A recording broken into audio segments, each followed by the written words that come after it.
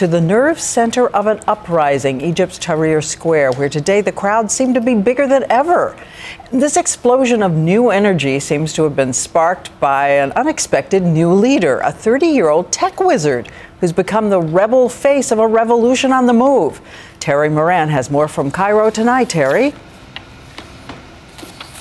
Diane, tonight the Egyptian government has issued a stern new warning. These protests can't continue and the regime won't end. But what we saw out there, as you pointed out, was just this surging, cresting new wave of energy. They aren't listening to the politicians anymore. They're listening to their own leaders now. For the first time, the Egyptian revolution came to the country's parliament today.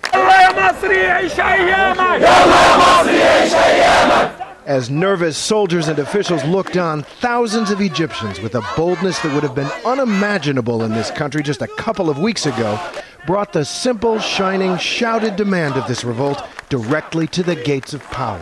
We need freedom, freedom, freedom.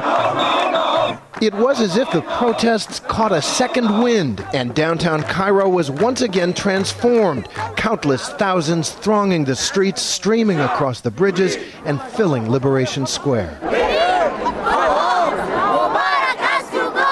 President Mubarak staged another photo op today, a diplomatic meeting. But the crowd, the real power here right now, is rallying to other voices, like 30-year-old Wael Honim, a Google executive who was a driving online force organizing the protests and who spent 10 days in detention before being released yesterday and making a tearful, inspirational appearance on Egyptian TV last night.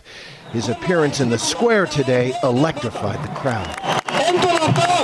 "You are the heroes," he said, adding, "We will not abandon our demand," and that is the departure of the regime.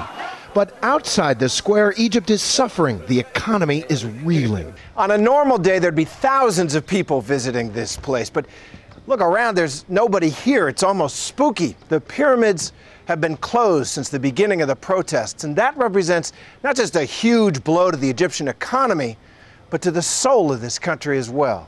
Policemen on camelback patrolled the deserted grounds, and there are tanks instead of tour buses here.